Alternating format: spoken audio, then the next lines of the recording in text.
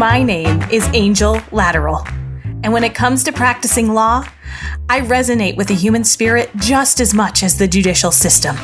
This isn't your typical business legal advice show, and I'm not your typical lawyer.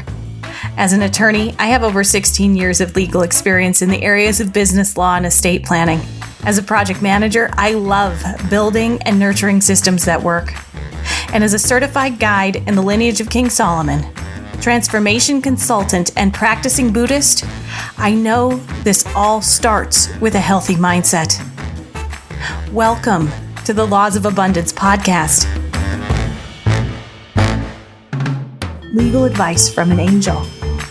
I'm your host, Angel Lateral.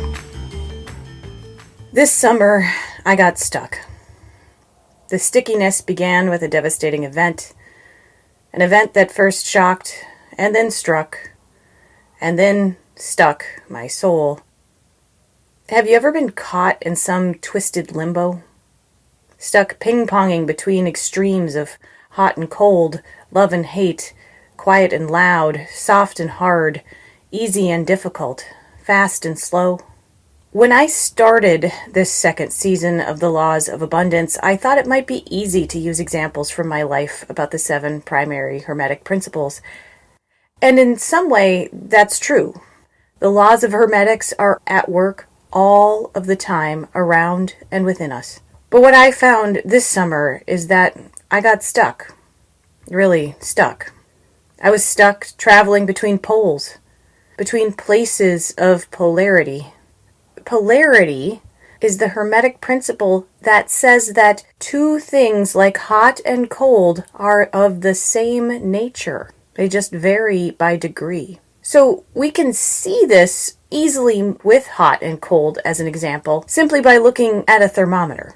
Both hot and cold are temperatures that we experience. It is just the vibration of cold is very different from the vibration of hot, but both are experienced and known as temperature. Interestingly enough, when cold is at an extreme, it can burn us, just as hot at an extreme can burn. The only thing different is how it feels when it is happening. So let's extrapolate this to love and hate.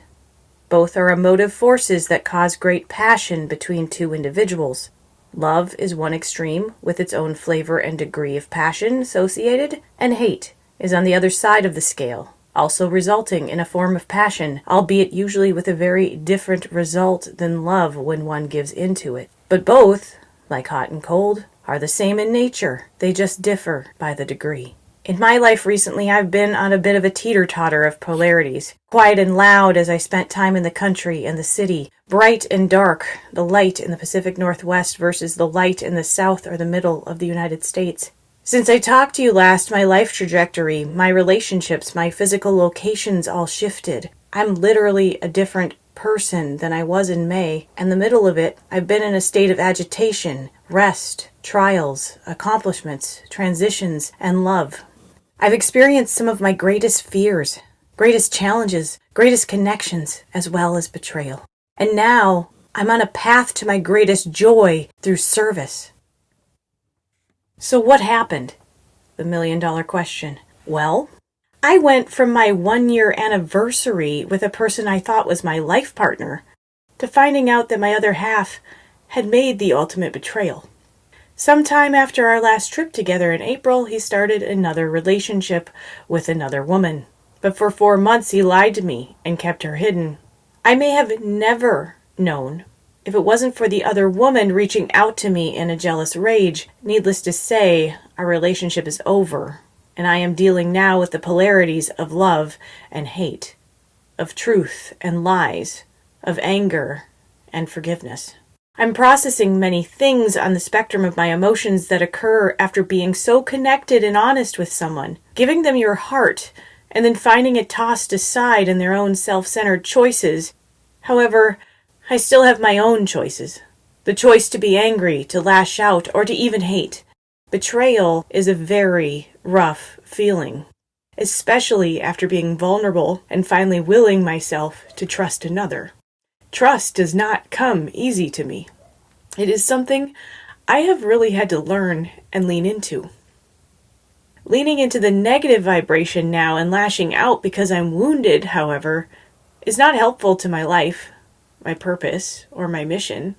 Love is the force that, if it flows through me, heals all within me and others. There's a quote about polarity from the Kybalion. It says, "Everything is dual. Everything has poles.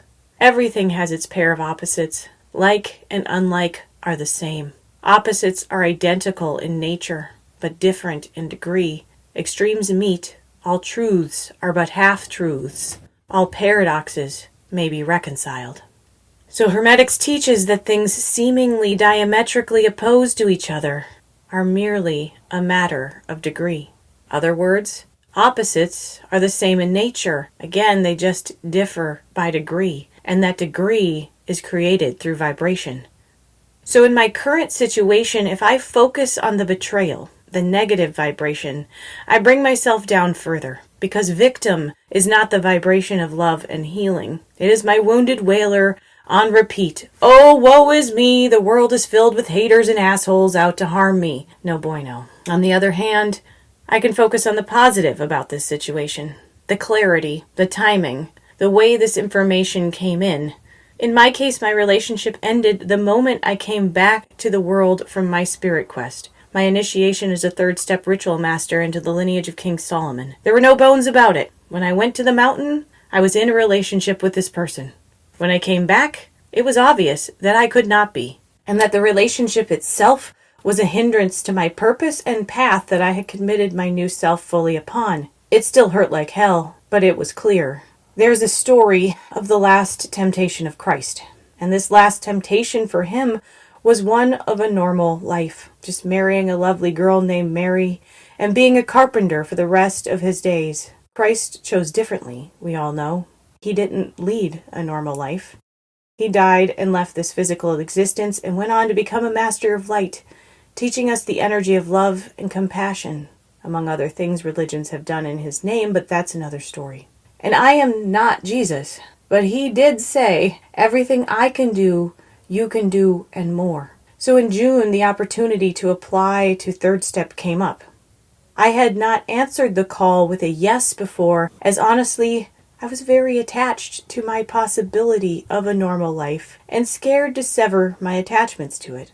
But as 2022 progressed, I was feeling empty from any regular pursuits and knew that being in service to a greater cause than myself was and is my true source of joy and satisfaction. And as a result, and my guides literally yelling at me to stop dragging my feet, I quote, "Angel, stop fucking around," were the words that came through from them. So I applied, and sure enough was accepted. And in August, despite a lot of inconvenience and looks of why on earth and what are you doing from normal rational people, I undertook the spirit journey that is the Third Step initiation and have since entered my new life of full commitment to this path, holding the light of showing others the way to find their own path, light, and true self. So the powers that be in the hierarchy of light are not sentimental beings. They saw my commitment, saw obstacles in my path, and removed them, or at least gave me the clarity I needed to get them out of my own way. In this case, the big hairy elephant and remaining attachment in my living room was my relationship, an albatross eating my energy as I spent so much time holding space for something that could not be contained. I'm not going to go into specifics of blame. I actually recognize both sides of the energy that resulted in the effects, his choices, my choices. We all have to do our work on ourselves and make our own choices. And in this work, I'm currently choosing love and forgiveness as the means of moving forward. I hold compassion for the jealous woman who turned her anger and harassment toward an innocent person as she clutched to the unsafe relationship and the person who betrayed us both. And I hold compassion for the man who must self-sabotage and avoid leaning into joy because of his sincere lack of self-worth and insecurity. I do my best to get out of my own way here and recognize it is now my job and my commitment to hold love despite the severing and the betrayal. Love flowing through me is the highest vibration I can hold, and living that vibration is the only way to be of service to others. Looking back at my summer, I can see now how all of the discomfort I felt in Seattle and in my own skin was preparation for this. My own intuition was screaming for me to hear it. In this process and the visit to my family in Michigan this summer, I found ways to rest and take care of myself that I hadn't before, and to know that I'm destined for other places than the city I currently live in. But my new movement to new places is unattached to another. It is only attached to my purpose. I made a commitment to work for humanity and the hierarchy of light. I chose the unnormal life. I am in the world, but not of it now. And because I can recognize the nature of things, I can choose the degree that I experience polarity in all things, even devastating heartbreak. If you have difficult things you need to let go of, release, or change in your life, reach out. I can help with that. The energetic tools of the lineage of King Solomon work and will release even the most painful of wounds if you choose a path of healing.